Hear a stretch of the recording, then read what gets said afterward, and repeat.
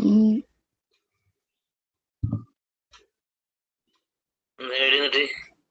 പ്രത്യേകിച്ച് പരിപാടി ഇന്ന് സ്കൂളിലേക്ക് പോകണം. ഒരു 3 മണിയാകുമ്പോ ഞങ്ങളെ പരിപാടി ഉണ്ട് സ്കൂളില്. Thiruvathira.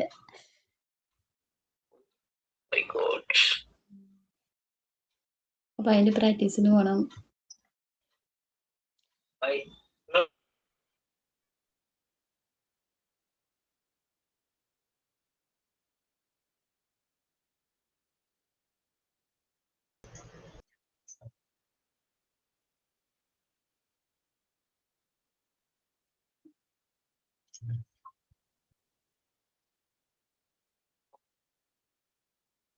Hello, good afternoon.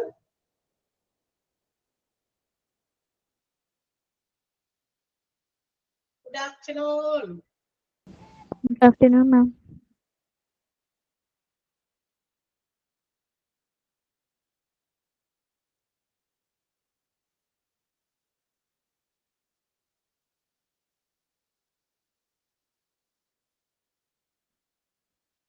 Yes, good afternoon.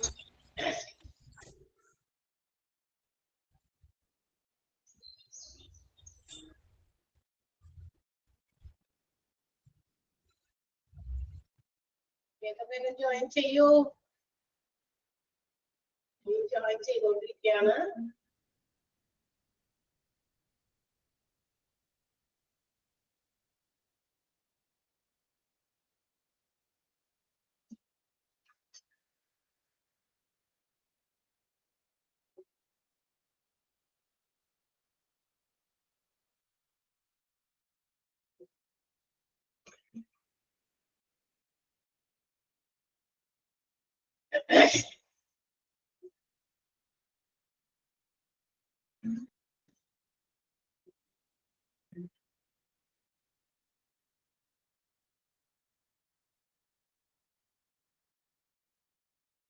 Yes.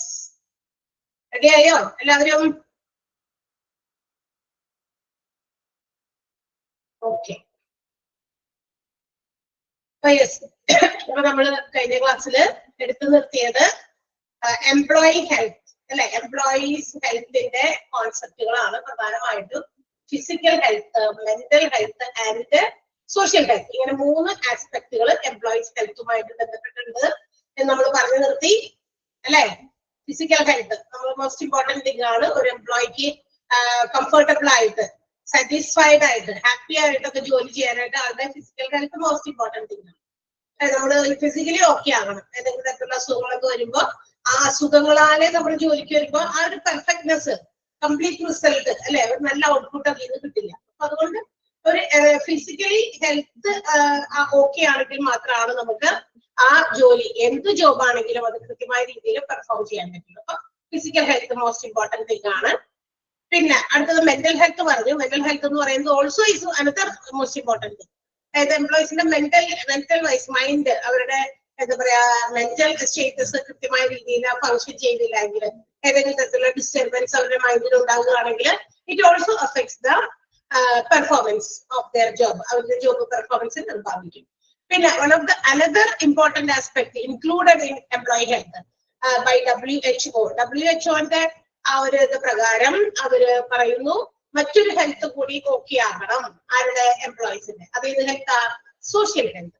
അങ്ങനെ 1947 WHO മറ്റൊരു കോൺസെപ്റ്റ് കൂടി, സോഷ്യൽ ഹെൽത്ത് എന്ന് പറയുന്ന ഒരു കോൺസെപ്റ്റ് കൂടി നമ്മുടെ ഈ പറയുന്ന എംപ്ലോയീസിന്റെ ഹെൽത്തിനോടൊപ്പം ആഡ് ഓൺ ചെയ്തു. അത് പ്രകാരം പറയുന്നത്, അക്കോർഡിംഗ് ടു WHO പറയുന്നത്, if an individual social health is good, ഒരു എംപ്ലോയിയുടെ സോഷ്യൽ ഹെൽത്ത് ഗുഡ് ആണെങ്കിൽ എവറിത്തിങ് അല്ലെങ്കിൽ overall health will be also good, അയാളുടെ ഓവറോൾ ഹെൽത്ത് ഓക്കെ ആയിരിക്കും എന്നുള്ളതാണ്.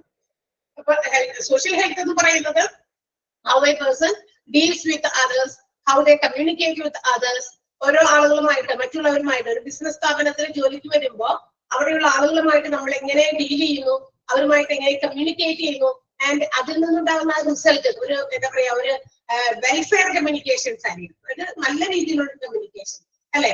അതിനെയാണ് നമ്മൾ സോഷ്യൽ ഹെൽത്ത് എന്ന് ഉദ്ദേശിക്കുന്നത്. ആൻഡ് ഇവിടെ വരെ നമ്മൾ പറഞ്ഞു കഴിഞ്ഞു. ജോയിൻ ചെയ്തവരെല്ലാവരും വന്നോ? ചെയ്യാനുള്ളവരൊക്കെ എത്തിയോ? അടുത്തത് നമ്മൾ ഇവിടെ പറഞ്ഞു തുടങ്ങിയത്. അടുത്തത് statutory provisions for employee health. ഈ എംപ്ലോയീസിന്റെ ഹെൽത്തിനെ പ്രൊട്ടക്ട് ചെയ്യാൻ, എംപ്ലോയീസിന്റെ ആരോഗ്യത്തെ പ്രൊട്ടക്ട് ചെയ്യാൻ ഓരോ സ്റ്റേറ്റ്സും അതിൻ്റെതായ ചില നിയമങ്ങള്, നിബന്ധനകള്, ചില പ്രൊവിഷൻസ് ഫോളോ ചെയ്യണം എന്നാണ് എവിടെ പറയുന്നത്? ഫാക്ടറീസ് ആക്ട് 1948 ചാപ്റ്റർ 3 പറയുന്നത്. മനസ്സിലായോ? അതാണ് നമ്മൾ പറഞ്ഞു തുടങ്ങിയത് കഴിഞ്ഞ ദിവസം. റൈറ്റ്? ശരിയാണോ? പറഞ്ഞു കഴിഞ്ഞ് കുറച്ച് കഴിയുമ്പോൾ വലിയ ടീച്ചർ അതല്ല ഇവിടുന്നാണ് എടുക്കേണ്ടതെന്ന് പറയരുതട്ടാ. ഓക്കെ, നിങ്ങളൊന്ന് കൺഫേം ചെയ്യാനാണ് ചോദിക്കുന്നത്. ഓക്കെ, അപ്പൊ നമ്മളുടെ ഓരോ ബിസിനസ് ഓർഗനൈസേഷൻ ഇത് പണ്ട് തുടങ്ങി എഴുതി വെച്ചേക്കാണ്ട് എന്ന് വെച്ചിട്ടുണ്ടെങ്കിൽ നമുക്കറിയാലോ 1948 ഫാക്ടറീസ് ആക്ട് 1948 ആണ്, ജസ്റ്റ് ആഫ്റ്റർ ദ ഇൻഡിപെൻഡൻസ്. അതായത് നമ്മുടെ ഇൻഡിപെൻഡൻസിനൊക്കെ ശേഷം ഉണ്ടാക്കിയിരിക്കുന്ന ഫാക്ടറീസ് നമുക്കറിയാം. നമ്മുടെ ഇന്ത്യയിലെല്ലാം ഒരുപാട് ഫാക്ടറീസ് വർക്ക് ചെയ്യുന്നുണ്ട്. ഓരോ കാര്യങ്ങൾ പ്രൊഡ്യൂസ് ചെയ്യുന്ന പല പല ഫാക്ടറീസ് ഉണ്ട്. ഈ ഫാക്ടറീസിൽ ജോലി ചെയ്യുന്ന ആളുകൾക്കാണ് കൂടുതലും ഇത് നമ്മൾ എംപ്ലോയീസിന്റെ ഹെൽത്തിനെ പ്രൊട്ടക്ട് ചെയ്യേണ്ടത്. കാരണം എന്താ? ഒരു ഫാക്ടറിയിൽ വർക്ക് ചെയ്യുന്ന ആളുകൾ, workers, they are directly engage in the production process. തീർച്ചയായിട്ടും മനസ്സിലാക്കണം, ഉത്പാദന പ്രക്രിയയിൽ ഏറ്റവും ഇമ്പോർട്ടന്റ് ആയിട്ട് നേരിട്ട് പങ്കാളികളാകുന്നവരാണ് ഫാക്ടറീസിലെ ജീവനക്കാർ, ഫാക്ടറീസിലൊക്കെ ജോലി ചെയ്യുന്നവര്. So their health have to be protected. അതുകൊണ്ട് നിർബന്ധമായും അവരുടെ ആരോഗ്യം, അവരുടെ ജീവനെ പ്രൊട്ടക്ട് ചെയ്യണം. കാരണം ഏതെങ്കിലും ഒരു ബിസിനസ് ഓർഗനൈസേഷനിൽ വർക്ക് ചെയ്യുന്ന ഫാക്ടറീസിൽ ജോലി ചെയ്യുന്ന ആൾക്കാര് അവരുടെ ഹെൽത്തിനെയോ അവരുടെ ആരോഗ്യ ലൈഫിനെയോ നമ്മൾ പ്രൊട്ടക്ട് ചെയ്യുന്നില്ലെങ്കിൽ നെക്സ്റ്റ് ഡേ, അടുത്ത സമയങ്ങളിൽ ഇനിയിപ്പോ ഒരാൾക്ക് എന്തെങ്കിലും പറ്റി, ആൾക്ക് പകരം വേറൊരാളെ നമ്മൾ റിക്രൂട്ട് ചെയ്യാണ്. ആ റിക്രൂട്ട്മെന്റിന് ആൾ കിട്ടണ്ടേ? കാരണം അവിടെ ജോലി ചെയ്യുന്ന അവരുടെ ലൈഫിനെയോ അവരുടെ ഹെൽത്തിനെയോ പ്രൊട്ടക്ട് ചെയ്യാനുള്ള സ്റ്റാറ്റ്യൂട്ടറി പ്രൊവിഷൻസ് അത്തരം ഓർഗനൈസേഷൻസ് ഫോളോ ചെയ്യുന്നില്ല എങ്കിൽ ആരോഗ്യത്തിന് പലതരത്തിലുള്ള ദോഷങ്ങൾ സംഭവിക്കും. പല അസുഖങ്ങൾ എപ്പോഴും ഇങ്ങനെ അവരെ ഡിസ്റ്റർബ് ചെയ്തുകൊണ്ടിരിക്കും. ചിലപ്പോൾ മരണം വരെ സംഭവിക്കും ആ രോഗങ്ങൾ കൊണ്ട് ഇങ്ങനെ കൂടി.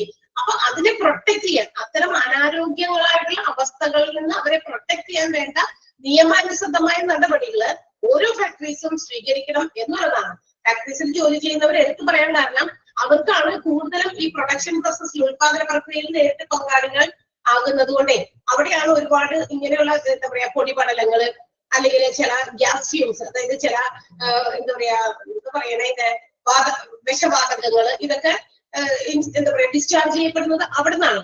അപ്പൊ തീർച്ചയായിട്ടും അതൊക്കെ ഇങ്ങനെ ശ്വസിച്ച് ചില ആളുകൾക്ക് അനാരോഗ്യങ്ങൾ വളരെ സീരിയസ് ഇഷ്യൂസിലേക്ക്, ലങ് പ്രോബ്ലംസിലേക്കൊക്കെ പോകാൻ സാധ്യത. ഒരു എക്സാമ്പിൾ പറഞ്ഞതാണ്.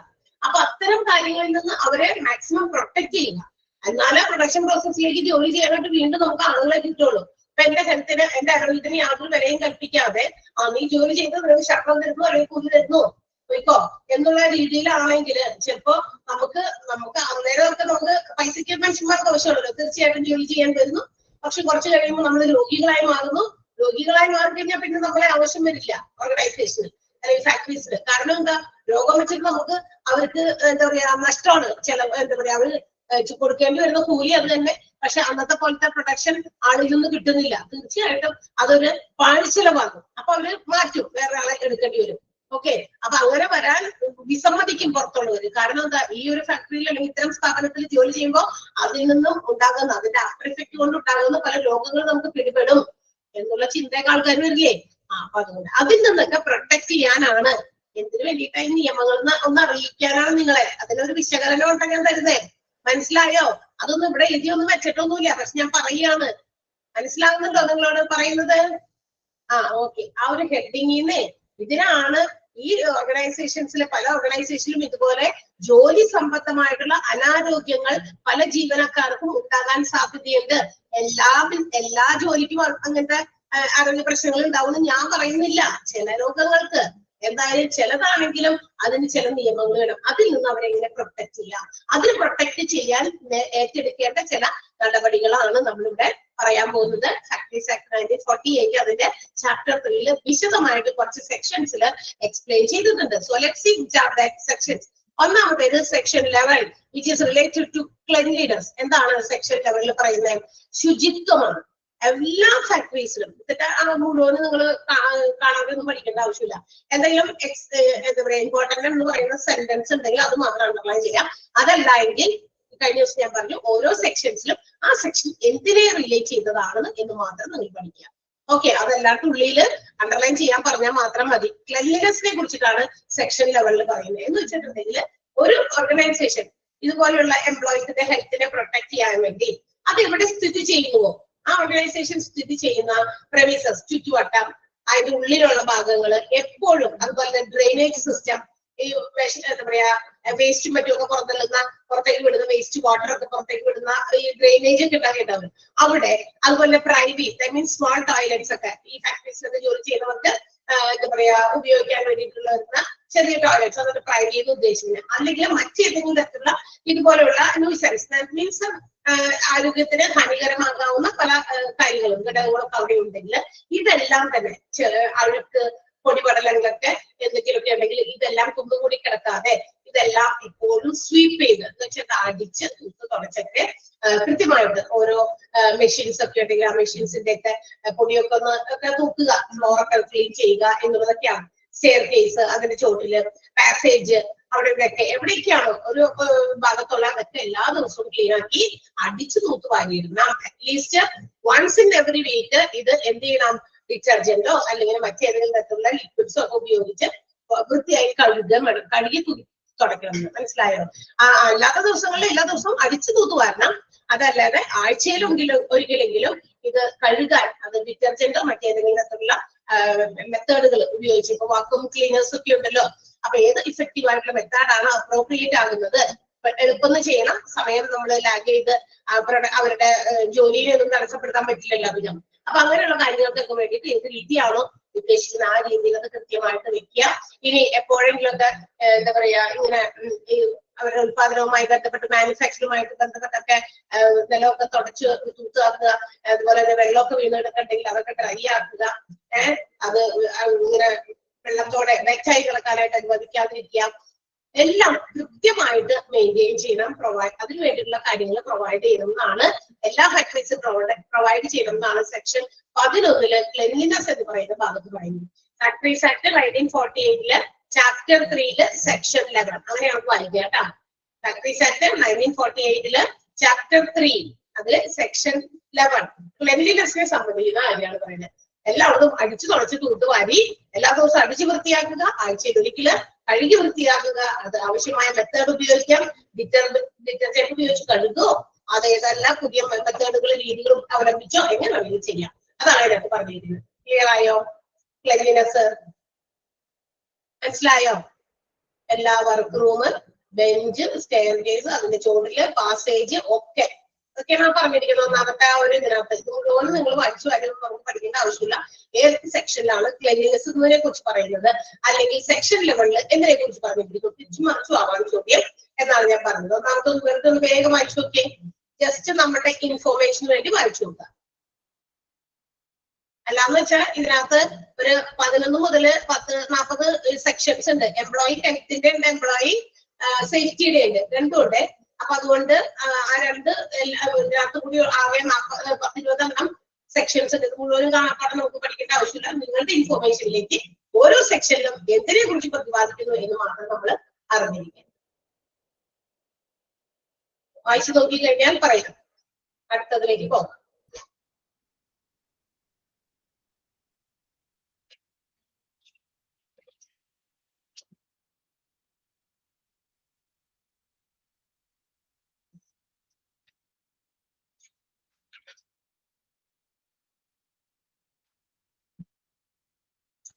കഴിഞ്ഞോ?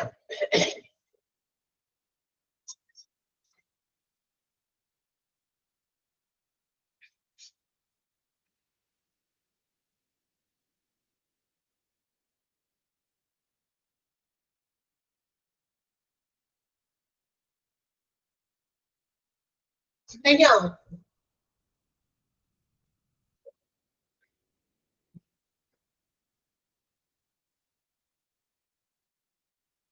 ഓക്കെ, പറഞ്ഞോട്ടെ. അടുത്ത സെക്ഷൻ പറയുന്നത് section 12 disposal of waste effluents ആണ്. വേസ്റ്റ് ഇഫ്ലുവൻസ് എന്ന് പറഞ്ഞാൽ എന്താ? വേസ്റ്റ് ദുർഗന്ധം വമിക്കുന്ന ചില വേസ്റ്റുകളൊക്കെ ഉണ്ടാവില്ലേ, അങ്ങനെയുള്ള സാധനങ്ങളൊക്കെ ഡിസ്പോസ് ചെയ്യുന്നതുമായിട്ട് ബന്ധപ്പെട്ടിട്ടുള്ള കാര്യങ്ങളാണ് പറയുന്നത്. അതിനുണ്ട് 1-2 കാര്യങ്ങൾ അവിടെ ഒരു പോയിന്റ് വൈസ് പറയുന്നുണ്ട്. എങ്ങനെയാണ് അത് ഹാൻഡിൽ ചെയ്യേണ്ടത്. വേസ്റ്റ് ഇൻഫ്ലുവൻസ്, അതായത് കെട്ടിക്കിടക്കുന്ന അല്ലെങ്കിൽ ദുർഗന്ധം വഹിപ്പിക്കുന്ന രീതിയിൽ ഒരുപാട് വേസ്റ്റുകളൊക്കെ കൊണ്ടുകൂടിയാൽ അതെങ്ങനെ ഡിസ്പോസ് ചെയ്യും.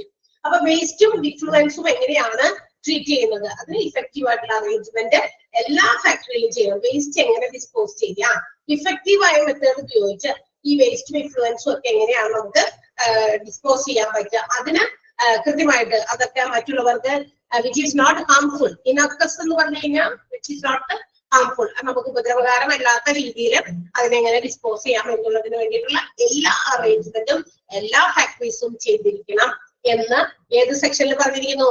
സെക്ഷൻ 12 പറഞ്ഞിട്ടുണ്ട് കേട്ടോ. സെക്ഷൻ 12 പറഞ്ഞിരിക്കുന്നതാണ്. Effective arrangement should be made for every factory treatment of waste and influence due to the manufacturing process. ഉത്പാദന പ്രക്രിയയിൽ ഒരുപാട് വേസ്റ്റ് ഒക്കെ വരും. നമ്മളൊന്ന് ആലോചിക്കും, നമ്മുടെ വീട്ടിലെ അടുക്കളയിൽ നമ്മൾ രാവിലെ തന്നെ ബ്രേക്ക്ഫാസ്റ്റ് ഉണ്ടാക്കും അല്ലെ, ഉച്ചക്കത്തേക്കുള്ള ഫുഡൊക്കെ ഉണ്ടാക്കും. ബ്രേക്ക്ഫാസ്റ്റ് ഉണ്ടാക്കാൻ വേണ്ടി നമ്മൾ ഉള്ള കാര്യങ്ങൾ ചെയ്യുമ്പോൾ തന്നെ അവിടെ നമുക്ക് അറിയാം എത്ര വേസ്റ്റ് വരുമെന്ന് അല്ലെ. ചില കാര്യങ്ങളൊക്കെ അവിടെ വേസ്റ്റ് വരും ബ്രേക്ക്ഫാസ്റ്റ് ഉണ്ടാക്കുന്ന പ്രക്രിയയില്. ഫുഡ് ഉണ്ടാക്കുമ്പോൾ നമുക്ക് എന്തെങ്കിലുമൊക്കെ ഇപ്പൊ ഒരു ദോശയും ഒരു സാമ്പാറും വയ്ക്കണം. ആ സാമ്പാറിന് വേണ്ടിയിട്ട് എന്തൊക്കെ കഷ്ണങ്ങളൊക്കെ നമ്മൾ ചെറുതാക്കി പീസാക്കി അരിയുമ്പോൾ അതിൽ നിന്ന് അതിന്റെ പീലൊക്കെ എടുത്ത് മാറ്റി കഴിയുമ്പോഴേക്കില്ലേ അവിടെ ഒക്കെ കുറെ വേസ്റ്റ് വരുന്നുണ്ട് അല്ലെ. നമ്മള് എന്താ പറയാ ഏതെങ്കിലും മാവ് ഉണ്ടാക്കാൻ വേണ്ടിയിട്ട് അതിനുള്ള എന്താ പറയാ ധാന്യങ്ങൾ എടുത്ത് കഴുകി പൊടിക്കാനോ അരയ്ക്കാനൊക്കെ വേണ്ടി എടുക്കുമ്പോൾ അവിടെയും അത് കഴുകുന്നതിന്റെ വേസ്റ്റ് വരുന്നുണ്ട്. അത് നമ്മുടെ ചെറിയ വീട്ടിൽ ഇത്രയും വേസ്റ്റ് ഉണ്ട്. നിങ്ങൾ ആലോചിച്ച് നോക്കിയാൽ ഫാക്ടറീസില് പ്രൊഡക്ഷൻ പ്രോസസ് ഒരു എന്താ പറയാ ഒരു ബൾക്കായിട്ടാണ് പല സാധനങ്ങളും ഉത്പാദിപ്പിക്കുന്നത് അല്ലെ. ഇപ്പൊ എന്തൊക്കെ സാധനങ്ങൾ നമ്മൾ എല്ലാത്തിന്റെയും ഫിനിഷ്ഡ് പ്രോഡക്റ്റ് എടുത്താൽ നമ്മൾ വാങ്ങിക്കുന്നത്. ഇപ്പൊ TV, റെഫ്രിജറേറ്റർ, കാറുകള്, മൊബൈൽ ഫോൺസ്, ഓൾ ദീസ് ഇവിടെയൊക്കെ പ്രൊഡക്ഷൻസ് നടക്കണമെങ്കിൽ, ഇതൊക്കെ ഉത്പാദിപ്പിക്കണമെങ്കിൽ അവിടെ പ്രൊഡക്ഷൻ പ്രോസസ് നടക്കണം. പ്രൊഡക്ഷൻ പ്രോസസ് നടക്കുന്ന എല്ലായിടത്തും പലതരത്തിലുള്ള വേസ്റ്റുകൾ ഉണ്ടാകും. അപ്പൊ ഇത്തരം വേസ്റ്റുകൾ, ഇത്തരം എന്താ പറയാ നമുക്ക് നമ്മുടെ ആരോഗ്യത്തെ ഹാനികരമാക്കുന്ന ചില വേസ്റ്റുകളൊക്കെ ഉണ്ട്.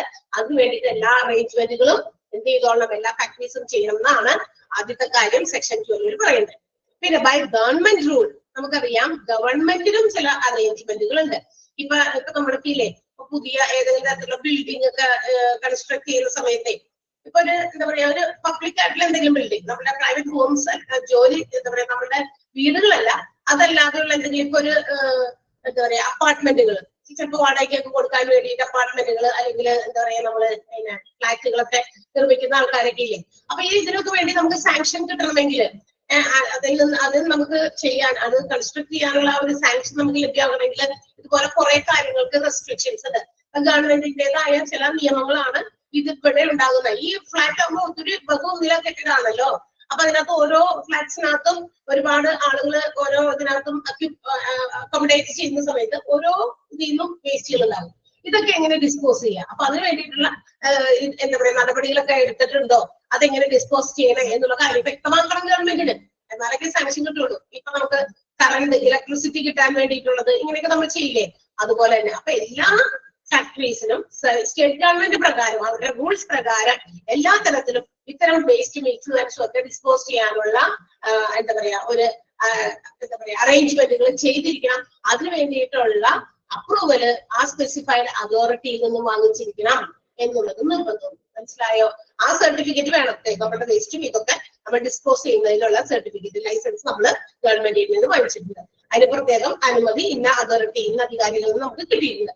അതിനുശേഷം അതിന് ചെയ്യാൻ പാടുള്ളൂ. അങ്ങനെയാണ്. എന്നാൽ അതൊക്കെ നടപ്പിലായാൽ മാത്രമാണ് ഇതിന് വേണ്ടിയിട്ടുള്ള എല്ലാ സർട്ടിഫിക്കറ്റ്സും കിട്ടിയാൽ മാത്രമാണ് നമുക്ക് ആ ഒരു കൺസ്ട്രക്ഷൻ ആരംഭിക്കാൻ പറ്റുള്ളൂ. ഇതെന്ത് പർപ്പസിനാണ് കൺസ്ട്രക്ഷൻ അല്ലെ? അങ്ങനെയൊക്കെ മനസ്സിലായോ? അപ്പൊ രണ്ട് കാര്യങ്ങളാണ്. എല്ലാ ഫാക്ടറീസും അവരവരുടെ വേസ്റ്റുകൾ ഇൻഫ്ലുവൻസ് ഒക്കെ ഡിസ്പോസ് ചെയ്യാനുള്ള, മറ്റുള്ളവർക്ക് ദോഷകരമല്ലാത്ത രീതിയിലുള്ള വേസ്റ്റുകൾ എന്താ പറയാ ഡിസ്പോസ് ചെയ്യാനുള്ള അറേഞ്ച്മെന്റുകൾ എല്ലാ ഫാക്ടറീസും ചെയ്യണമെന്ന് സെക്ഷൻ 12 പറഞ്ഞിരിക്കുന്നു. കൂടാതെ സ്റ്റേറ്റ് ഗവൺമെന്റ് നിയമപ്രകാരം, അത് നിയമപ്രകാരം തന്നെയാണ്, according to the rules of the state government എന്ന് തന്നെയാണ് പറഞ്ഞേക്കുന്നത്. എല്ലാ അറേഞ്ച്മെന്റുകളും ഇത്തരം ഇൻഫ്ലുവൻസും വേസ്റ്റും ഒക്കെ ഡിസ്പോസ് ചെയ്യാനുള്ള അപ്രൂവല് ആ സ്പെസിഫൈഡ് അതോറിറ്റിയിൽ നിന്നും വാങ്ങിച്ചിരിക്കണം. സോ രണ്ട് കാര്യങ്ങളാണ് സെക്ഷൻ 12 പറഞ്ഞിരിക്കുന്നത്. ഒന്ന് വായിച്ചു നോക്കാം. രണ്ടൊന്ന് വേഗം വായിച്ചു നോക്കിയേ. ഓരോന്നിന്റെയും നിയമം ഓരോ സെക്ഷനിലും എന്തിനെ സംബന്ധിക്കുന്ന അത് മാത്രം പഠിച്ചാൽ മതി.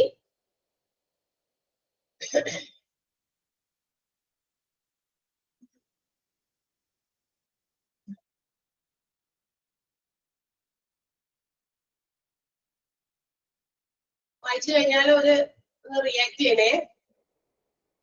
വായിച്ചു കഴിഞ്ഞ് മനസ്സിലായി എന്ന് ഉറപ്പുവരുത്തുക.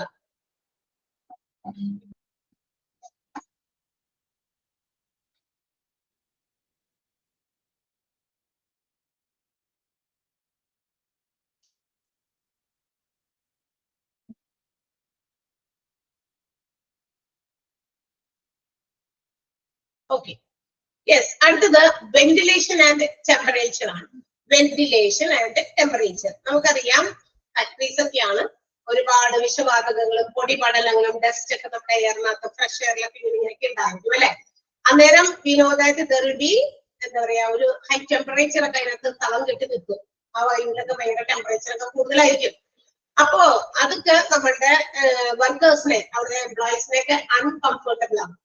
അവർക്ക് എന്താ പറയാ ഒരു ആശ്വാസം, ഒരു കംഫർട്ടബിൾ ആയിട്ടുള്ള ഒരു സോണിലൊന്നും നമുക്ക് ജോലി ചെയ്യാനൊന്നും പറ്റില്ല. ഇതിനൊക്കെ സെക്യൂർ ചെയ്യാൻ അല്ലെങ്കിൽ ഇതിനൊക്കെ വേണ്ടിയിട്ടുള്ള കാര്യങ്ങൾക്കൊക്കെ വേണ്ടിയിട്ട് adequate ventilation and also circulation of fresh air, ആവശ്യത്തിന് വെന്റിലേഷനും നമ്മുടെ ഫ്രഷ് എയർ ഒക്കെ പുറത്തുനിന്നകത്തേക്ക് പ്രവേശിക്കുന്ന രീതിയിലൊക്കെ സെറ്റ് ചെയ്യണം. ആ രീതിയിലായിരിക്കണം. എന്നാലാണ് എന്താ പറയാ കംഫർട്ടബിൾ ആയിട്ട് ജോലി ചെയ്യാനും ആൻഡ് ഓൾസോ ആളുകളുടെ വർക്കേഴ്സിന്റെ എന്തെങ്കിലും തരത്തിലുള്ള ഹെൽത്തിന് ഇഷ്യൂസ് ഒക്കെ ഉണ്ടാകുന്നതൊക്കെ പ്രിവെന്റ് ചെയ്യാനൊക്കെ പറ്റുള്ളൂ.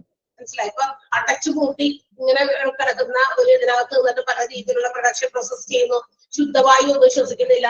രാവിലെ 7 മണിക്കോ 8 മണിക്കോ ഒക്കെ വന്നിട്ട് വൈകുന്നേരം 6 മണി വരെ അവിടെ ജോലി ചെയ്യുന്ന അത്രയും സമയം ആ ഫാക്ടറിക്കകത്ത് തങ്ങി നിൽക്കുന്ന എന്താ പറയാ പൊടിപടലങ്ങളും വിഷവാതകങ്ങളും ഒക്കെ ഇങ്ങനെ സൃഷ്ടിച്ചുകൊണ്ടിരിക്കുമ്പോ തീർച്ചയായിട്ടും ആള് രോഗിയാകാൻ അധികം താമസം വരില്ല അല്ലെ.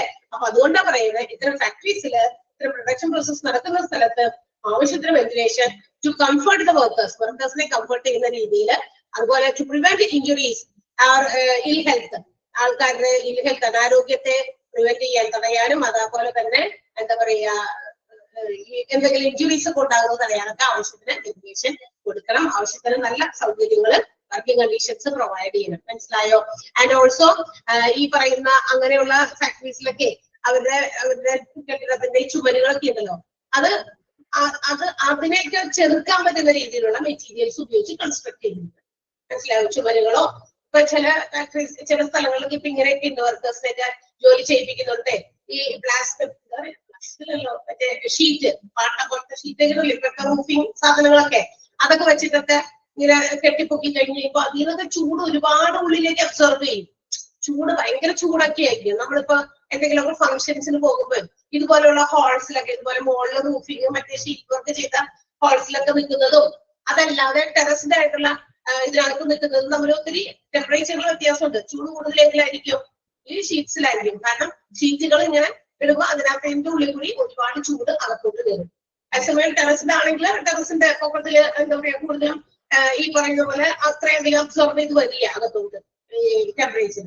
അപ്പൊ അങ്ങനെയുള്ള അസ്വസ്ഥതകൾ മറ്റു കാര്യങ്ങളൊക്കെ ഒഴിവാക്കുന്ന രീതിയിലുള്ള മെറ്റീരിയൽസ് ഉപയോഗിച്ചായിരിക്കണം എന്ത് ചെയ്യേണ്ടത്, ഈ പറയുന്ന വാൾസ് അതുപോലെ റൂഫൊക്കെ ഡിസൈൻ ചെയ്യേണ്ടത് എന്നാണ് പറഞ്ഞേക്കുന്നത്.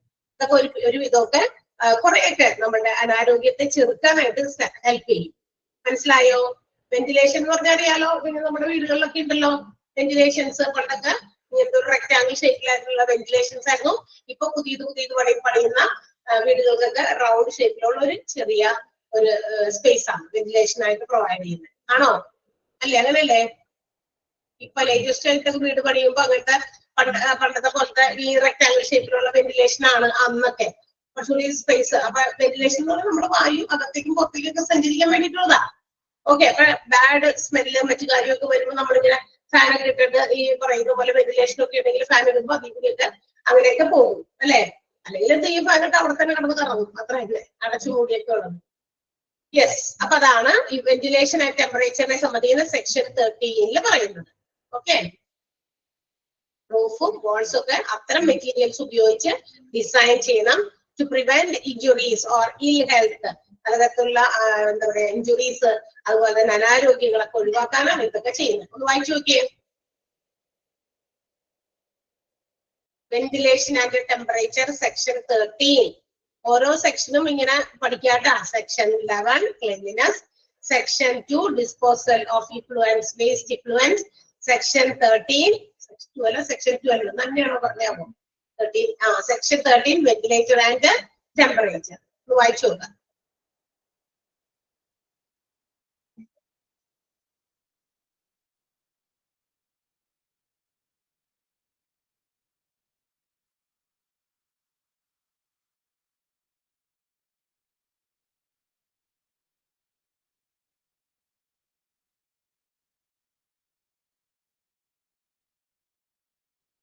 നിങ്ങൾക്ക് വായിക്കാനുള്ള ടൈം ആണ് ഞാൻ ഒരു മിനിറ്റ് അവിടെ ഇങ്ങനെ ഇരിക്കുന്നത്. നിങ്ങളതൊന്ന് നിങ്ങളുടെ ഇത് വെച്ച് നിങ്ങളൊന്ന് വായിച്ച് ഒരു പ്രാവശ്യം നമ്മൾ വായിക്കുമ്പോഴാണ് നമ്മുടെ മനസ്സിലേക്ക് കൂടുതൽ കയറുക. അതിന് വേണ്ടിയിട്ടാണ് സമയം തരുന്നത്. വായിക്കാതെ അന്നേരം അങ്ങനെ നോക്കിയിരിക്കില്ല. ഞാൻ റെസ്റ്റ് എടുക്കുന്നതല്ല കേട്ടോ. അത് ഓരോ സെക്ഷൻസിലാണ്. ആ സെക്ഷൻസ് നമ്മുടെ തലയിലേക്ക് ഒന്ന് കയറണം. ആ സെക്ഷനിൽ എന്താണ് എക്സ്പ്ലെയിൻ ചെയ്തിരിക്കുന്നത്, എക്സ്പ്ലനേഷന്റെ ആവശ്യമില്ല നമുക്കത്. ഒരു സെക്ഷൻ എന്തിനെ റിലേറ്റ് ചെയ്താണെന്ന് മാത്രം നമുക്ക് അറിഞ്ഞില്ല. പറയുന്ന സെന്റൻസ് അണ്ടർലൈൻ ചെയ്യാം. എന്നിട്ട് എന്നാലും ഞാൻ സെന്റൻസ് ഒന്നും അണ്ടർലൈൻ ചെയ്യാൻ പറഞ്ഞിട്ടില്ല.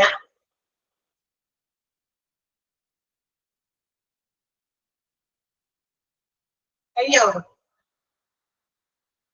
Okay, next one dust and fumes ആണ്. പൊടിയും പുകയും, dust and fumes. And also നമ്മുടെ factories act 1948 section chapter 3 of section 40 പറയുന്നു, measures should be taken to prevent inhalation or accumulation of dust and fumes. പൊടിപടലങ്ങള് കുത്തുകൂടുന്നത്, അതുപോലെ തന്നെ പുകയൊക്കെ ഇങ്ങനെ നിറഞ്ഞു നിൽക്കുന്ന അത്തരം അറ്റ്മോസ്ഫിയറിക് കണ്ടീഷൻസ് ഒഴിവാക്കാൻ വേണ്ടിയിട്ടുള്ള എല്ലാ നടപടികളും എന്ത് ചെയ്തിരിക്കണം, എല്ലാ ഫാക്ടറീസും അല്ലെങ്കിൽ ബിസിനസ് ഓർഗനൈസേഷൻസും എടുത്തിരിക്കണം.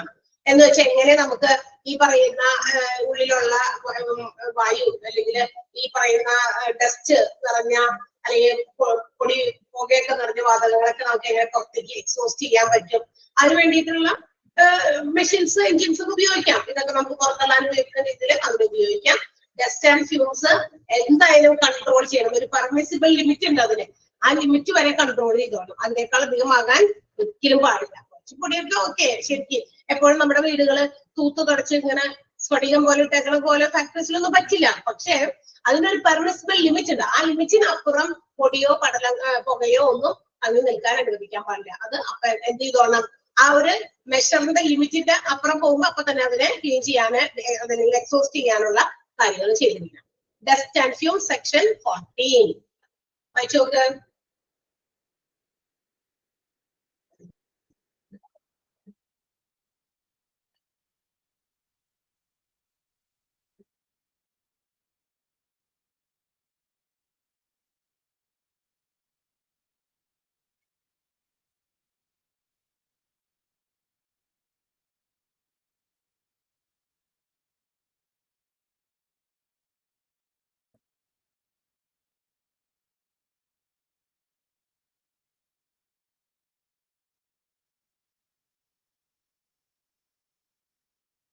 കഴിഞ്ഞോ? Okay, next one section 15 subsection 1 ആണ് കേട്ടോ. 15-നകത്ത് ഒരുപാട് കാര്യങ്ങൾ പറയുന്നുണ്ടാവും. നമുക്ക് ഇമ്പോർട്ടന്റ് ആയിട്ടുള്ള കാര്യമാണ് ഇവിടെ പറയുന്നത്. അതില് 15-നകത്ത് സെക്ഷൻ 15 ആണെങ്കിലും അതിൻ്റെ അകത്ത് വീണ്ടും വന്നിരിക്കുന്ന ഒരു സബ്സെക്ഷൻ ആണ്. അങ്ങനെ അത് വായിക്കാം. Section 15 subsection 1.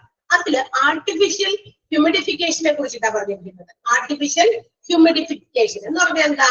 ആർട്ടിഫിഷ്യൽ ആയിട്ട് ഒരു ഈർപ്പം നിലനിർത്തുന്ന രീതിയിൽ എല്ലാ റൂൾസും അതുപോലെ തന്നെ ഫാക്ടറീസ് പാലിക്കണം എന്നാണ് ഫാക്ടറീസ് ആക്ട് 1948 പറയുന്നത്. ഗവൺമെന്റ് അംഗീകരിച്ചിരിക്കുന്ന കാര്യമാണ്. ഏത് ഫാക്ടറീസിലായാലും ഒരു ഇത്ര ഹ്യൂമിഡിറ്റി ഉണ്ടായിരിക്കണം അതിന്റെ അകത്ത്. അതായത് ഭയങ്കരമായിട്ട് പൊടിയോ അതുപോലെ തന്നെ മറ്റ് പടലങ്ങളോ ഒക്കെ ഇങ്ങനെ തങ്ങി നിൽക്കുന്നതൊക്കെ കറക്റ്റ് ചെയ്യുന്നതോടൊപ്പം തന്നെ നമ്മൾ എന്ത് ചെയ്യണം, ഈ പറയുന്ന ഹ്യൂമിഡിറ്റി, എയറിന്റെ ഹ്യൂമിഡിറ്റി ആർട്ടിഫിഷ്യൽ ആയിട്ട് ഇൻക്രീസ് ചെയ്യാൻ പറ്റുന്ന കാര്യങ്ങൾ ചെയ്യുക. ചെറിയ ഈർപ്പം അവിടെ നിലനിൽക്കുന്ന രീതിയിൽ. അതുപോലെ അതിന് വേണ്ടിയിട്ട് അഡക്വേറ്റ് വെന്റിലേഷൻ പ്രൊവൈഡ് ചെയ്യണം. ചിലപ്പോൾ നമുക്ക് എയർ കൂളാക്കേണ്ടി വരും. അപ്പൊ കൂളിംഗ് സിസ്റ്റത്തിന് വേണ്ടിയിട്ടുള്ള കാര്യങ്ങൾ ചെയ്യണം. അത് ആ വർക്കേഴ്സ് ഒക്കെ ജോലി ചെയ്യുന്ന സ്ഥലമൊക്കെ ഉണ്ടാവുമല്ലോ, വർക്ക് റൂംസ് ഒക്കെ, അവിടെയൊക്കെ ആവശ്യത്തിന് ഹ്യൂമിഡിറ്റി ഇൻക്രീസ് ചെയ്ത് കീപ്പ് ചെയ്യുന്ന രീതിയിൽ ആർട്ടിഫിഷ്യൽ ആയിട്ടുള്ള അതിന് വേണ്ടിയിട്ടുള്ള കാര്യങ്ങൾ, സജ്ജീകരണങ്ങൾ ചെയ്യണം എന്നാണ് പറഞ്ഞിരിക്കുന്നത്. അത് സ്റ്റേറ്റ് ഗവൺമെന്റ് എംപവർ ചെയ്തിരിക്കുന്നതാണ് കേട്ടോ. സ്റ്റേറ്റ് ഗവൺമെന്റിന്റെ നിർദ്ദേശമാണത്. അങ്ങനെ കാര്യം ചെയ്തിരിക്കണമെന്ന് section 15 section 15 subsection 1 of factories act 1948 പറഞ്ഞിരിക്കുന്നത്. ആർട്ടിഫിഷ്യലി എന്തായിരിക്കണം? Increasing the humidity of the air. മനസ്സിലായോ? ആർട്ടിഫിഷ്യൽ ഹ്യൂമിഡിറ്റി കീപ്പ് ചെയ്യുന്നതിന് വേണ്ടിയിട്ടുള്ള കാര്യങ്ങൾ ചെയ്യണമെന്ന് സ്റ്റേറ്റ് ഗവൺമെന്റ് എംപവർ ചെയ്തിട്ടുണ്ട്. അത് പ്രകാരം എല്ലാ ഫാക്ടറീസും ആർട്ടിഫിഷ്യലി ഹ്യൂമിഡിഫിക്കേഷന് വേണ്ടിയിട്ടുള്ള സജ്ജീകരണങ്ങൾ ചെയ്തിരിക്കണം. അതിന് അഡക്വേറ്റ് വെന്റിലേഷനോ കൂളിംഗ് ഓഫ് എയർ ഒക്കെ നടപ്പിലാക്കിയിരിക്കും. ഒന്ന് വായിച്ചു നോക്കുക കേട്ടോ.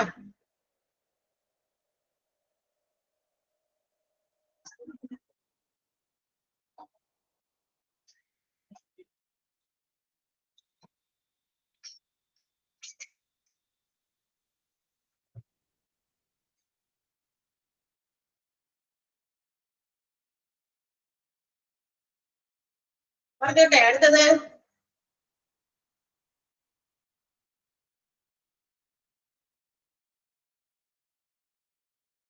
ഓക്കെ, അടുത്തത് ഓവർ ക്രൗഡിങ്. സെക്ഷൻ 16 ആണ് കേട്ടോ. Over crowding. ഒരു വർക്ക് ഫാക്ടറി ഒക്കെ ആകുമ്പോൾ ഒരുപാട് ജോലിക്കാരൊക്കെ ഉണ്ടാവും. ഇവരെല്ലാവരെയും എന്താ പറയാ, ഇപ്പൊ ഒരു പ്രത്യേക ഒരു പർട്ടിക്കുലർ ജോലി കൊടുത്തിരിക്കുകയാണ്. അവിടെ ഒരുപാട് എംപ്ലോയീസിനെ കൊണ്ടിട്ട് വർക്കേഴ്സിനെ കൊണ്ടിട്ട് എല്ലാവർക്കും കൂടി ഒരു പർട്ടിക്കുലർ സ്ഥലത്തിരുന്ന് മാത്രം ആ ഒരു സ്പെസിഫിക് ഏരിയയിൽ മാത്രം ജോലി ചെയ്യാൻ പറയാം. അപ്പൊ ബിക്കംസ് ഓവർ ക്രൗഡഡ്. അവിടെ എന്ത് പറ്റും? ഒരുപാട് ആൾക്കാരുടെ ഒരുമിച്ചിരുന്ന് ജോലി ചെയ്യുമ്പോൾ ഓവർ ക്രൗഡിങ് വരും. It also causes injuries to our health. അങ്ങനെ ഒരുപാട് പേര് ഒരുമിച്ച് തങ്ങി നിന്ന് ജോലി ചെയ്യുമ്പോൾ അതിൻ്റെതായ ബുദ്ധിമുട്ടുകളും ആരോഗ്യ പ്രശ്നങ്ങളൊക്കെ പലപ്പോഴും ഉണ്ടാകാൻ സാധ്യതയുണ്ട്. So factories have to take appropriate measures to avoid such overcrowding. ഇതുപോലെയുള്ള തിക്കിത്തിരക്കല് കുന്നുകൂടലൊക്കെ ഒഴിവാക്കുന്നതിന് വേണ്ട എല്ലാ നടപടികളും ഫാക്ടറീസ് സ്വീകരിക്കണം എന്നാണ് സെക്ഷൻ 16 പറയുന്നത്, ഓവർ ക്രൗഡിങ്ങിൽ പറയുന്നത്. ക്ലിയർ ആയോ? സിമ്പിളായ കാര്യമാണ് ഓവർ ക്രൗഡിങ്. ഒരുപാട് പേര് ഒരുമിച്ച് ഓവർ ക്രൗഡ് ആകുക. ക്രൗഡ് എന്ന് പറഞ്ഞാൽ കൂട്ടം അല്ലെ? ഓവർ ക്രൗഡ് ആകുന്ന കൂട്ടം എന്ന് പറയുന്നത് വലിയ കൂട്ടമാകുക. അതായത് ഒരു പർട്ടിക്കുലർ കുഞ്ഞ ഏരിയ കൊടുത്തിട്ട് ഇവിടെ ഇരുന്നാണ് നിങ്ങൾ ഇത്രയും പേര് ജോലി ചെയ്യണ്ടേ എന്ന് പറയാം. കണ്ടോ? സ്പേസ് ഇല്ലാതെ. അപ്പൊ എല്ലാവരും കൂടി അടങ്ങി കൂടി ഇരുന്നൊക്കെ ജോലി ചെയ്യുമ്പോൾ എല്ലാവരുടെയും നമുക്കറിയാലോ, നമുക്ക് പല രീതിയിലുള്ള രോഗങ്ങൾ ഉണ്ടാകാം. രോഗങ്ങൾ അങ്ങോട്ടും ഇങ്ങോട്ട് പകരാം. അല്ല, ഇതുപോലെയുള്ള അത്തരം കൺജസ്റ്റഡ് ആയിട്ടുള്ള ഏരിയയിൽ ഇരിക്കുന്നത് കൊണ്ട് ഉണ്ടാകാവുന്ന പ്രശ്നങ്ങൾ, ആരോഗ്യ പ്രശ്നങ്ങളൊക്കെ ഉണ്ടാകാം. അതൊക്കെ അവോയ്ഡ് ചെയ്യാനായിട്ടാണ് സെക്ഷൻ 16 ഓവർ ക്രൗഡിങ് എന്ന് പറയുന്ന ടോപ്പിക്കിൽ പറയുന്നത്. വായിച്ചോന്ന്.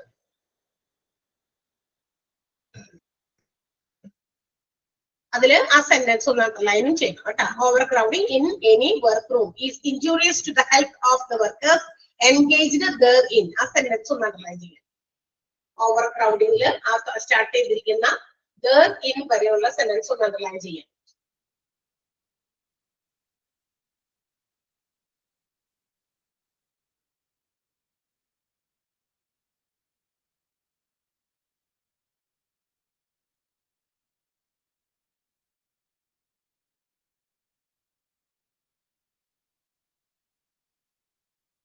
മനസ്സിലായോ? അടുത്ത പറഞ്ഞോട്ടെ. സെക്ഷൻ 17 ആണ് ലൈറ്റിംഗ്. ആവശ്യത്തിന് വെട്ടവും വെളിച്ചവും, ലൈറ്റ് ആൻഡ് സൗണ്ട് അല്ലെ? വെട്ടവും വെളിച്ചവും ഒക്കെ ഉണ്ടായിരിക്കണം. അതായത് ചില ജോലിയൊക്കെ ചെയ്യുമ്പോൾ നമുക്ക് ഐ സ്ട്രെയിൻ ചെയ്യുന്ന, അതായത് കണ്ണൊക്കെ ഭയങ്കരമായിട്ട് സ്ട്രെയിൻ ചെയ്യേണ്ട ചില ജോലി ഉണ്ടാവും. അപ്പൊ ഇല്ലേ, അവർക്ക് ആവശ്യത്തിന് വെട്ടം ഇല്ലാണ്ട് വരുമ്പോൾ കൂടുതൽ സ്ട്രെസ്സും സ്ട്രെയിനും ആ കണ്ണുകൾക്ക് കൊടുക്കേണ്ടി വരും. പ്രോപ്പർ ലൈറ്റ് അറേഞ്ച്മെന്റ് ഒന്നും ഇല്ലായെങ്കിൽ. അപ്പൊ സെക്ഷൻ 17 പറയുന്നു എല്ലാ ഫാക്ടറീസിലും എന്താ പറയാ, വർക്കേഴ്സ് ജോലി ചെയ്യുന്നവർക്ക് അതിന്റെ പാസേജുകൾ എവിടെയൊക്കെയാണ്, ഇടനഴിയൊക്കെ ഉണ്ടാവുമല്ലോ, അവിടെയൊക്കെ maintain sufficient lighting, suitable lighting, ആവശ്യത്തിന് വോൾട്ടേജും ഇതൊക്കെ ഉള്ള ആവശ്യത്തിന് വെട്ടം കിട്ടുന്ന രീതിയിൽ അവരെ അറേഞ്ച് ചെയ്തിരിക്കുന്ന മൊത്ത കാര്യങ്ങളൊക്കെ. അത് സൂര്യപ്രകാശത്തിന് വെട്ടം കിട്ടാൻ പറ്റുന്ന ഇതാണെങ്കിലും അങ്ങനെ, അല്ലെങ്കിൽ ആർട്ടിഫിഷ്യൽ ആണെങ്കിലും അങ്ങനെ, അല്ലെങ്കിൽ രണ്ടും കൂടി ആണെങ്കിലും അങ്ങനെ, എങ്ങനെ വേണമെങ്കിലും. ചില ഫാക്ടറീസിലൊക്കെ സൂര്യപ്രകാശമൊക്കെ അകത്തേക്ക് പ്രവേശിപ്പിക്കാൻ പറ്റുന്ന രീതിയിൽ നമുക്ക് ജനലോ വാതിലൊക്കെ തുറന്നിട്ട് കഴിഞ്ഞാൽ അങ്ങനെ ആകാം. അല്ലെങ്കിൽ ജനലൊന്നും തുറന്നില്ല എങ്കിലും ഗ്ലേസ്ഡ് ആയിട്ടുള്ള, അതായത് ഈ ഗ്ലാസ് ഇട്ടിരിക്കുന്ന വിൻഡോസ് ഒക്കെ ആണെങ്കിൽ അതിനകത്തേക്ക് കൂടി എന്താ പറയാ, വെളിച്ചം അല്ലെ, സൺലൈറ്റ് അകത്തോട്ട് കയറി വരും. അപ്പൊ അങ്ങനെയുള്ള സൺലൈറ്റ് വരാനോ അങ്ങനെ അനുവദിക്കുകയാണെങ്കിൽ അങ്ങനെ. അതല്ല, അതില്ല, അത് പറ്റില്ല, അത് പറ്റാത്ത, അങ്ങനെ ജനൽ തുറന്നിടാൻ പറ്റാത്ത സ്ഥലമാണ്, അല്ലെ അങ്ങനെയുള്ള സിറ്റുവേഷനിലുള്ള ജോലിയല്ല ഇതിന്റെ അകത്ത് നടക്കുന്നത്, അതല്ല എന്താ പറയാ, സ്കൈലൈറ്റ് അധികം കിട്ടുന്ന പ്രദേശമല്ല എന്ന് വിചാരിക്കുക. അങ്ങനെയുള്ള സാഹചര്യം ആണെങ്കിൽ അതിന് ആർട്ടിഫിഷ്യൽ ലൈറ്റ് പ്രൊവൈഡ് ചെയ്തിട്ടുണ്ട്. നമ്മള് ബൾബോ കാര്യങ്ങളൊക്കെ കൃത്യമായിട്ടുണ്ട്. അതുപോലെ തന്നെ വർക്ക് റൂമുകളൊക്കെ എപ്പോഴും അതിന്റെ ഇന്നർ സർഫസും ഔട്ടർ സർഫസും ഒക്കെ എപ്പോഴും ക്ലീൻ ഒക്കെ ആയിരിക്കണം. വിൻഡോസിന്റെ ഒക്കെ ഈ ജനലൊക്കെ ഉണ്ടെന്ന് പറഞ്ഞിട്ട് കാര്യമില്ല. ജനലിലൂടെ സ്കൈലൈറ്റ് അകത്തേക്ക് പ്രവേശിക്കണമെങ്കിൽ ആ ജനലൊക്കെ പൊടി പിടിച്ച് കിടക്കുകയാണെങ്കിൽ ഇരുണ്ടിരിക്കുകയാണെങ്കിൽ അതിൽ കൂടി വെട്ടമൊന്നും കയറില്ല. അപ്പൊ അതൊക്കെ എപ്പോഴും ക്ലീൻ ചെയ്ത് അതിന്റെ ഇന്നർ ഔട്ടർ സർഫസ് ഒക്കെ ക്ലീൻ ചെയ്ത് വെച്ച് കഴിഞ്ഞാൽ നമുക്ക് കൃത്യമായിട്ട് വെളിച്ചൊക്കെ അകത്തേക്ക് വരും കേട്ടോ. അതിന്റെ കാര്യങ്ങളെ കുറിച്ച് അതിന്റെ റൂൾസ് ആണ് നമ്മളുടെ സെക്ഷൻ 17 പറഞ്ഞിരിക്കുന്നത്. ഇനി ഇതിനകത്ത് എന്തൊക്കെയോ provisions rules made under subsection 3 of the section 13. നമ്മള് സെക്ഷൻ 13 ഇവിടെ പറഞ്ഞില്ലേ? സെക്ഷൻ 13 ഏതാ പറഞ്ഞത്? വെന്റിലേഷൻ ആൻഡ് ടെമ്പറേച്ചർ പറഞ്ഞില്ലേ? വെന്റിലേഷൻ അത് നമ്മൾ പറഞ്ഞല്ലോ. അതും ഇതുപോലെ തന്നെ ഒരു ചെറിയ ഓപ്പണിംഗ് ആണ്. അപ്പൊ അതിൽ കൂടിയൊക്കെ വെളിച്ചം കൊണ്ട് വരും. അതുകൊണ്ട് അതിവിടെ മെൻഷൻ ചെയ്തു മാത്രം. ആ പറഞ്ഞിരിക്കുന്ന കാര്യങ്ങൾ റൂൾസ് കൃത്യമായിട്ട് ഫോളോ ചെയ്തു ഒക്കെ നമുക്ക് എന്ത് ചെയ്യാം? ആവശ്യത്തിന് പ്രോപ്പർ ലൈറ്റിംഗ് ഒക്കെ ഫാക്ടറീസിലേക്ക് പ്രൊവൈഡ് ചെയ്യാൻ പറ്റും എന്നാണ്. അത് ചെയ്യണം എന്നാണ് സെക്ഷൻ 17 പറയുന്നത്. ക്ലിയർ ആയോ?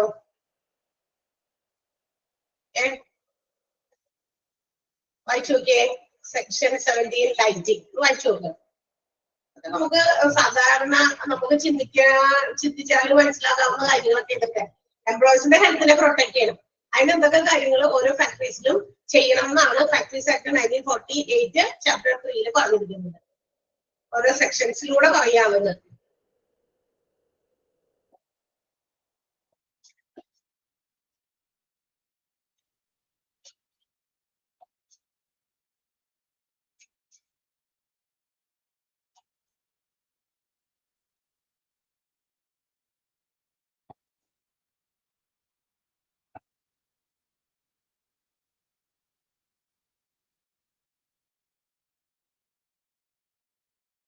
കഴിഞ്ഞെങ്കിൽ പറയാം.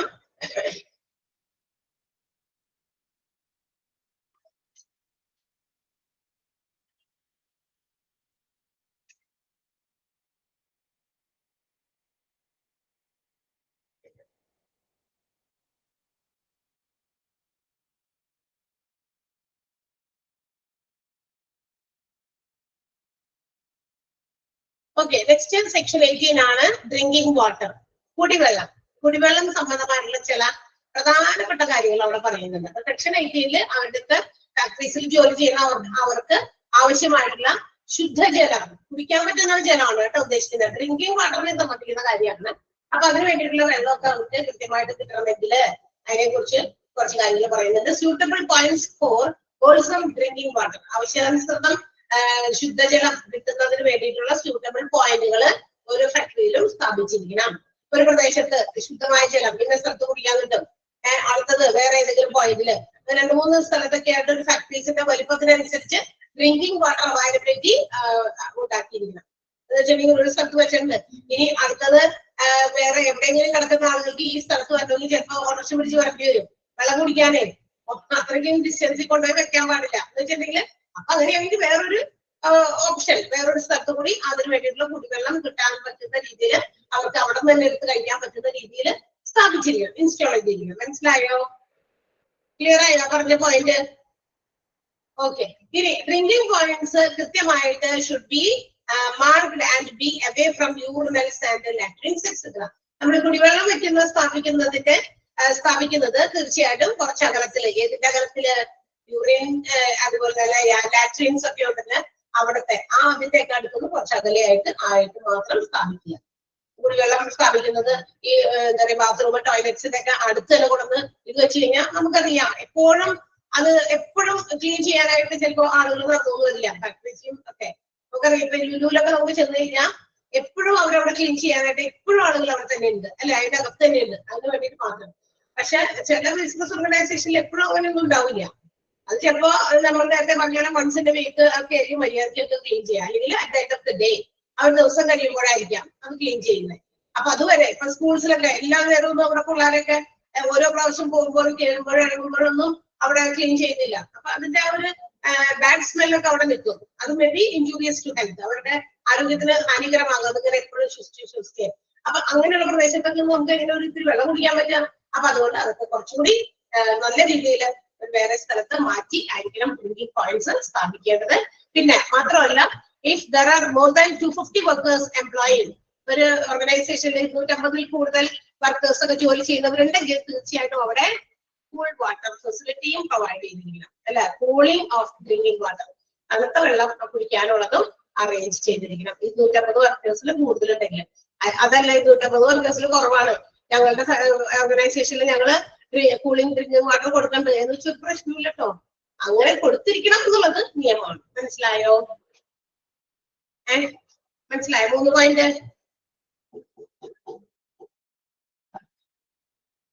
മനസ്സിലായോ? 3 പറഞ്ഞിട്ടുള്ളൂ, 4 ഞാൻ പറയാൻ പോകുള്ളൂ.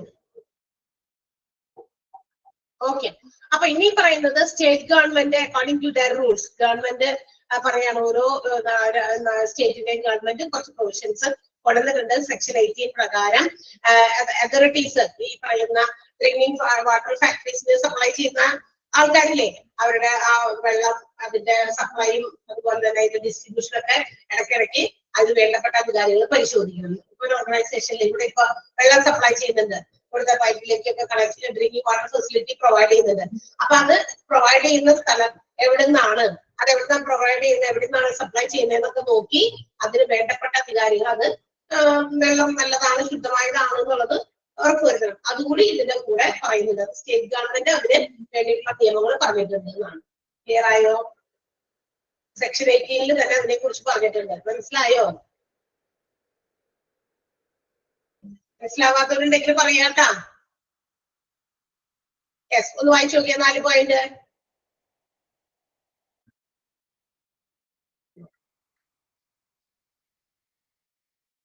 അതില് നമുക്ക് 3ഉം 4ഉം ആ സെന്റൻസ് ഒന്ന് അണ്ടർലൈൻ ചെയ്യണം. 3ഉം 4ഉം ഡ്രിങ്കിങ് വാട്ടർ സെക്ഷൻ 18 പോയിന്റ് 3ഉം 4ഉം ഒന്ന് മാർക്ക് ചെയ്യണം.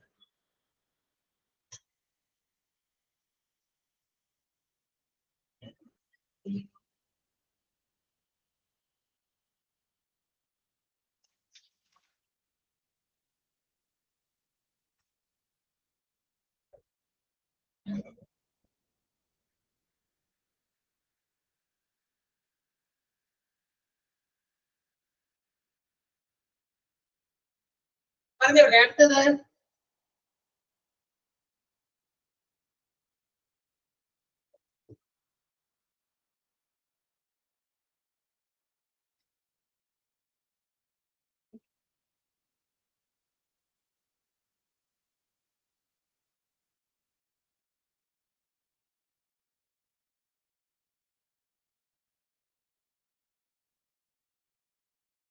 പറഞ്ഞോട്ടെ അടുത്തത്. Latrines and urinals, section 19. Latrines and urinals. അപ്പൊ ഇതിനു വേണ്ടിയിട്ട് സഫീഷ്യന്റ് ആയിട്ടുള്ള accommodations also should be provided, conveniently situated at accessible to the workers. അതായത് ജോലിക്കാർക്ക് ഇടയ്ക്ക് കറക്റ്റ് ആയിട്ട് പോകാനും എത്താനുള്ള സൗകര്യം അനുസരിച്ച്, നേരത്തെ ഞാൻ ഡ്രിങ്കിങ് വാട്ടർ പറഞ്ഞതുപോലെ തന്നെ വെള്ളം അവൈലബിൾ ആകുന്നത്, കുടിവെള്ളം അവൈലബിൾ ആകുന്നത് ഒരു പർട്ടിക്കുലർ സ്ഥലത്ത്, അവിടെ വന്ന് വെള്ളം കുടിക്കണമെങ്കിൽ 2 കിലോമീറ്റർ അവിടെ നിന്ന് നടന്നൊക്കെ വരണം. അപ്പൊ അതിന് സമയം പോകും, നഷ്ടമാകും. ഇത് വരണം എംപ്ലോയീസ് അവിടെ നിന്ന് ഇവിടെ വരെ.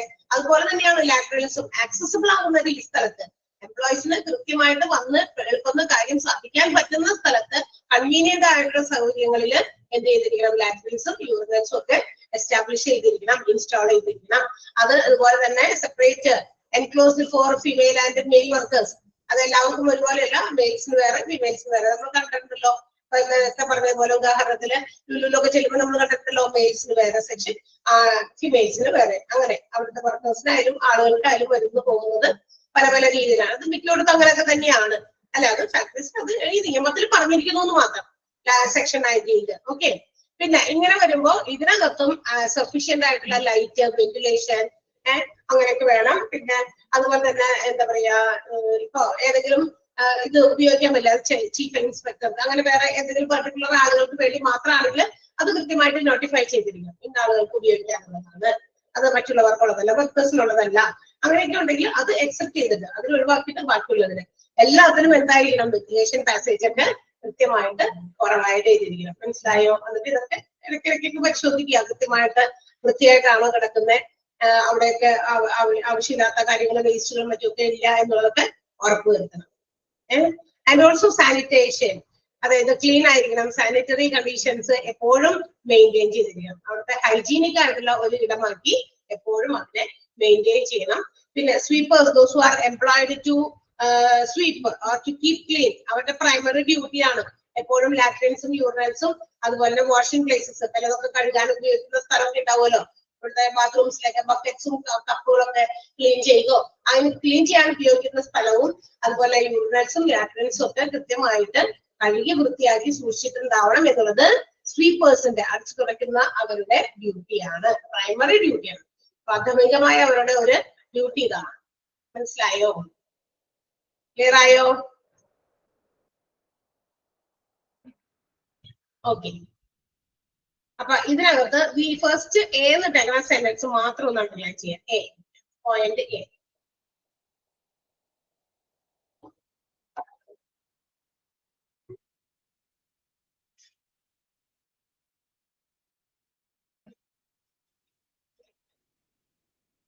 എന്നിട്ട് ഒന്ന് വായിച്ചു നോക്കുക കേട്ടാ.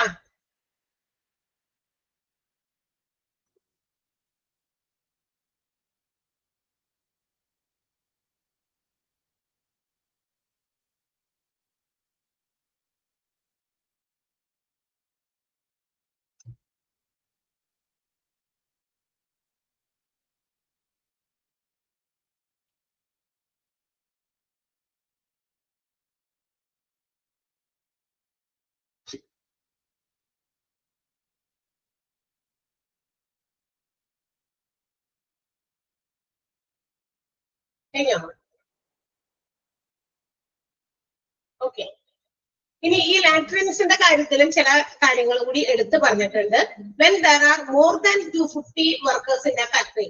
ഇപ്പൊ ഒരു ഫാക്ടറിയിൽ അല്ലെങ്കിൽ ഒരു ഓർഗനൈസേഷനിൽ 250 വർക്കേഴ്സിൽ കൂടുതലാണെങ്കിൽ എങ്ങനെയായിരിക്കണം? All latrines and urinals accommodation and prescribed sanitary types.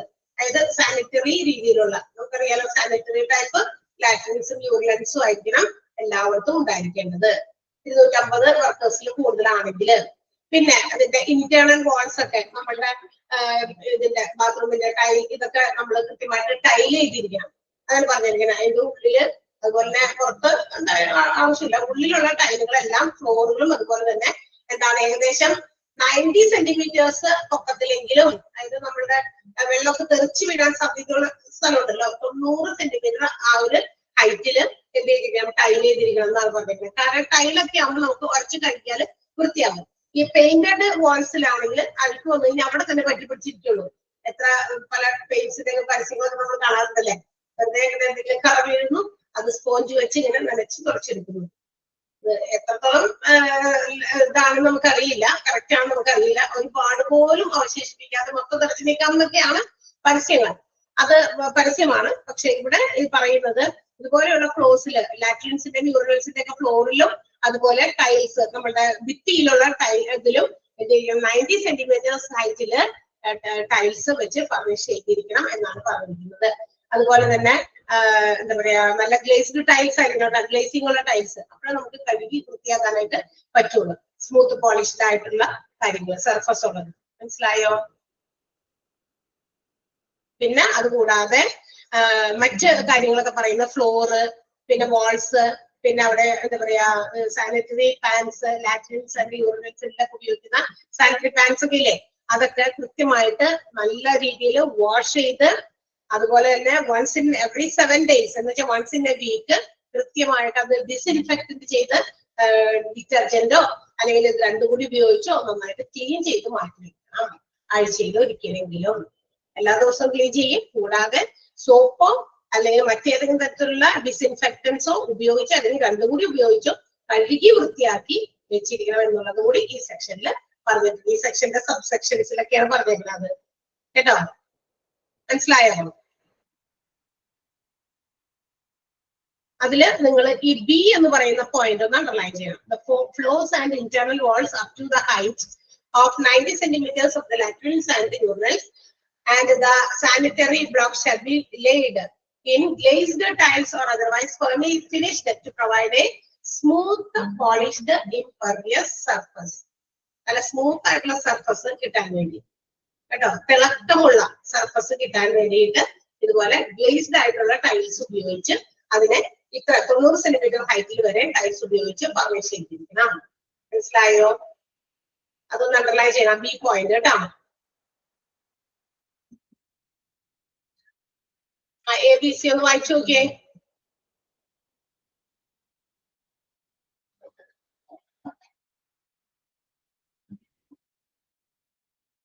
ABC point വായിച്ചു നോക്കാം.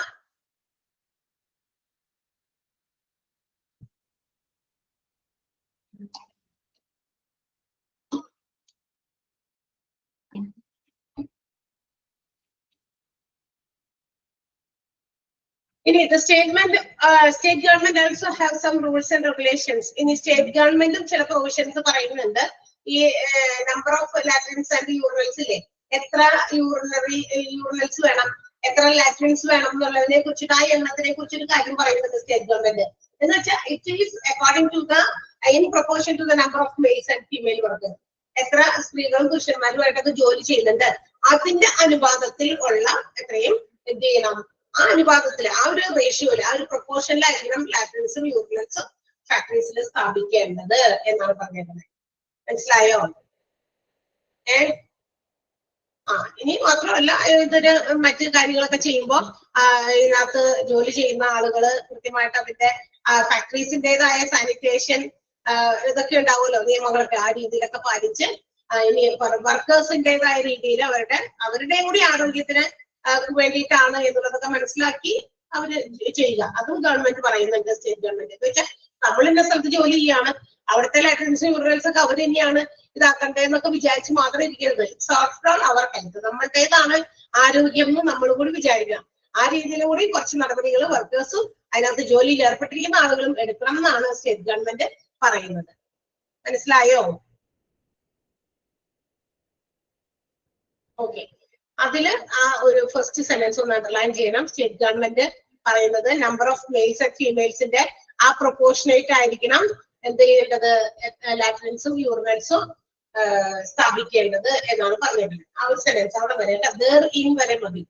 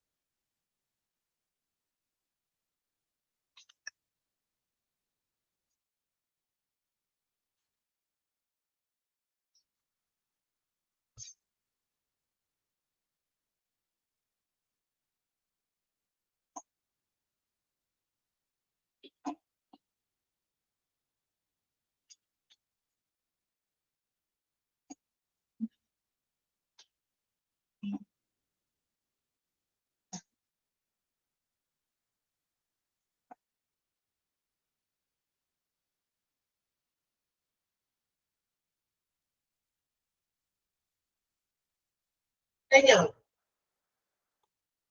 വായിച്ചോ?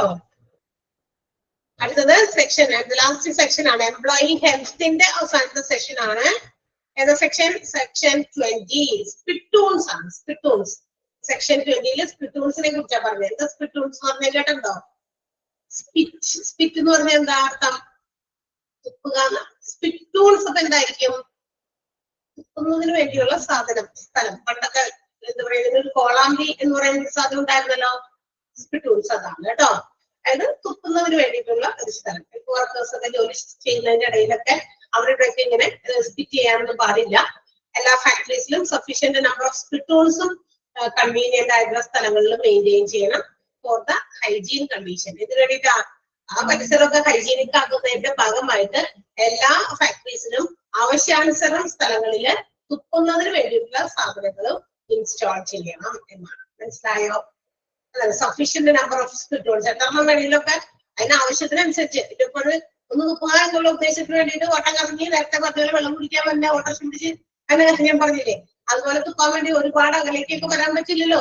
അപ്പൊ അതുകൊണ്ടാണ് പറഞ്ഞത് കൺവീനിയന്റ് പ്ലേസിൽ എത്ര എണ്ണം വേണമെങ്കിലും സ്പിറ്റൂൺസ് സ്ഥാപിക്കണം എന്നുള്ളതാണ്. ഇനി സ്പിറ്റൂൺസ് സ്ഥാപിച്ച് കഴിയുമ്പോൾ അതിന് ഒരു നോട്ടീസ് പ്രൊവൈഡ് ചെയ്തിട്ടുണ്ട്. ഇന്ന സ്ഥലത്ത് no persons are allowed to spit in the premises of the factory. ഫാക്ടറിയുടെ പ്രമിസസിലൊന്നും തുപ്പിയൊന്നും ഇടാൻ പാടില്ല ആളുകള്.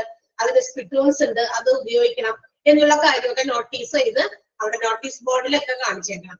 മാത്രമല്ല സ്പിറ്റൂൺസ് അതിന് അനുസരിച്ചിട്ടുള്ള സ്പിറ്റൂൺസ് ഇവിടേക്ക് ഇന്ന സ്ഥലങ്ങളിൽ സ്ഥാപിച്ചിട്ടുണ്ടെന്നുള്ള നോട്ടീസും ഇട്ടിരിക്കണം. ഇന്ന ഓർഗനൈസേഷന്റെ ചുറ്റുവട്ടത്തൊക്കെ ഇന്ന സ്ഥലത്തൊക്കെ ഉണ്ട് എന്നുള്ളത്. ആൻഡ് ഓൾസോ ഇതുകൂടി ഇതിനകത്ത് നോട്ടീസ് ചെയ്തിരിപ്പിക്കണം. നോട്ടീസിനകത്ത് എന്ത്, if any person speaks anywhere inside the premises of the organization except split rooms. Split rooms അല്ലാതെ ഫാക്ടറിയുടെ ഓർഗനൈസേഷന്റെ ഏതെങ്കിലും ചുറ്റുവട്ടത്തൊക്കെ സ്പിറ്റ് ചെയ്യുന്ന ആളുകളിൽ പെനാൽറ്റി ഈടാക്കുന്നുള്ള കാര്യവും നോട്ടീസിൽ ഉൾപ്പെടുത്തിയിട്ടുണ്ട്. മനസ്സിലായോ? ആ പെനാൽറ്റി എന്ന് പറയുന്നത് which shall not be more than ₹5. 5 രൂപയിൽ കൂടാത്ത ഒരു എന്താ പറയാ പെനാൽറ്റി, പണിഷബിൾ പെനാൽറ്റിയാണ് ഫൈനായിട്ട് ഇത്തരം കാര്യങ്ങൾക്ക് വേണ്ടിയിട്ട് ഈടാക്കുന്നത് എന്നാണ് സെക്ഷൻ 20 പറയുന്നത്. 5 രൂപ കൂടുതൽ എടുക്കാൻ പാടില്ല, 5 രൂപ വരെ ഫൈൻ ഈടാക്കും എന്നുള്ള കാര്യം കൂടി നോട്ടീസിൽ പറഞ്ഞിരിക്കുകയാണ്. ക്ലിയർ ആയോ? 2 പോയിന്റ് മനസ്സിലായോ? 2 അല്ല 3 പോയിന്റ് പറഞ്ഞു. 3 പോയിന്റ് മനസ്സിലായോ? ഓക്കെ. അപ്പൊ അതിനകത്ത് ഒന്നാമത്തെ പോയിന്റില് sufficient number of spit rooms should be provided, അത് ആ ഒരു പോയിന്റും, പിന്നെ പെനാൽറ്റിയുടെ ആ മൂന്നാമത്തെ പോയിന്റ് ഒന്ന് അണ്ടർലൈൻ ചെയ്യാം കേട്ടോ. അത് സ്പിറ്റ് റൂംസിന്റെ ഒന്നാമത്തെയും മൂന്നാമത്തെയും പോയിന്റ്.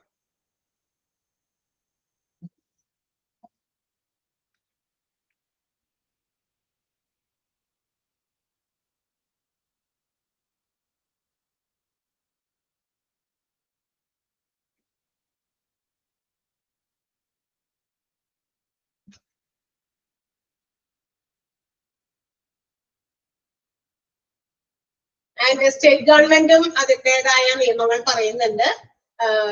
എന്തെങ്കിലും ഒരു ഫാക്ടറിയിലും എന്താ പറയാ സൂട്ടബിൾ ആയിട്ടുള്ള നമ്പർ ഓഫ് അല്ലെങ്കിൽ suitable type of spit rooms വെക്കണം എന്ന് സ്റ്റേറ്റ് ഗവൺമെന്റും അതിന്റെ നിയമത്തിൽ തന്നെ പറയുന്നുണ്ട്. തീർച്ചയായിട്ടും അതനുസരിച്ച് കൃത്യമായിട്ട് അത് പ്രൊവൈഡ് ചെയ്യണം എന്നാണ്. അപ്പോ എന്താ പറയാ, അത് ഈ ഇങ്ങനെ കൃത്യമായിട്ട് പഠിച്ചില്ലെങ്കിൽ അത് നമ്മുടെ ഹൈജീനിക് കണ്ടീഷനെയും ക്ലെൻലിനെസ്സിനെയും ബാധിക്കും. To maintain clean and hygienic condition, ഈ പറയുന്ന ക്ലെൻലിനെസ്സും ഹൈജീനിക് കണ്ടീഷനും ഒക്കെ മെയിൻറ്റെയിൻ ചെയ്യാൻ വേണ്ടിയിട്ട് സ്റ്റേറ്റ് ഗവൺമെന്റ് നിർദ്ദേശിക്കുന്ന പ്രകാരവും എന്ത് ചെയ്യണം, ടൈപ്പ് ഓഫ് അല്ലെങ്കിൽ നമ്പർ ഓഫ് സ്പിറ്റ് റൂംസ് സ്ഥാപിക്കണം എന്നാണ് പറഞ്ഞത്. അത്രേ ഉള്ളൂ. അതനുസരിച്ച് ചിലപ്പോൾ അതൊന്നും ഇല്ലെങ്കിൽ അവിടെ ഇവിടെയൊക്കെ ആളുകൾ സ്പിറ്റ് ചെയ്ത് കഴിഞ്ഞാൽ പലതരത്തിലുള്ള രോഗാണുക്കൾ അതിൽ നിന്നൊക്കെ സ്പ്രെഡ് ചെയ്യാനൊക്കെ സാധ്യതയുണ്ടല്ലോ. അതുകൊണ്ടാണ്, അതൊക്കെ ആരോഗ്യത്തെ ബാധിക്കും. അതുകൊണ്ടാണ്, അല്ലാതെ വേറെ പ്രശ്നമൊന്നും ഉണ്ടായിട്ടില്ല. അപ്പൊ അത്തരം കാര്യങ്ങളൊക്കെ ശ്രദ്ധിക്കാൻ വേണ്ടിയിട്ട് സ്റ്റേറ്റ് ഗവൺമെന്റും അതിനകത്ത് ഇടപഴകിയിട്ടുണ്ട്. അപ്പൊ അതിനനുസരിച്ച് അത് ചെയ്തിട്ടില്ല, പാലിച്ചിട്ടില്ല എങ്കിൽ അങ്ങനെയുള്ള ഓർഗനൈസേഷൻസിനെതിരെ നിയമപരമായിട്ടുള്ള നടപടികൾ സ്വീകരിക്കേണ്ടി വരും. അതിനു വേണ്ടിയിട്ടാണ് കേട്ടോ. അപ്പൊ ആ സെന്റൻസ് ഒന്ന് അണ്ടർലൈൻ ചെയ്യാം കേട്ടോ. സ്റ്റേറ്റ് ഗവൺമെന്റ് തുടങ്ങി എനി ഫാക്ടറി വരെ. ഫസ്റ്റ് സെന്റൻസ്, 4ാമത്തെ പോയിന്റ്.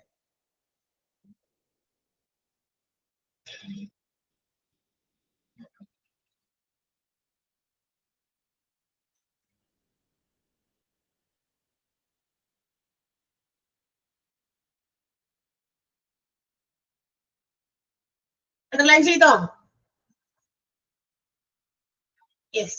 അപ്പൊ നമ്മൾ ഇന്ന് സെക്ഷൻ 11 തുടങ്ങി സെക്ഷൻ 20 വരെയുള്ള സെക്ഷൻസ് ആണ്. ഫാക്ടറീസ് ആക്ട് 1948ന്റെ സെക്ഷൻസ് എംപ്ലോയീസിന്റെ ഹെൽത്തിനെ പ്രൊട്ടക്ട് ചെയ്യാൻ വേണ്ടി വന്നിരിക്കുന്ന കുറെ നിയമങ്ങളാണ് ഈ കണ്ടത് മുഴുവനും. എവിടെന്നാ തുടങ്ങിയത്? Section 11 cleanliness, section 12 disposal of waste effluents, section 13 ventilation and temperature, section 14 dust and fumes, section 15 artificial humidification, and section 16 overcrowding, section 17 lighting, section 18 drinking water, section 19 latrines and urinals, and section 20 spit rooms. മനസ്സിലായോ?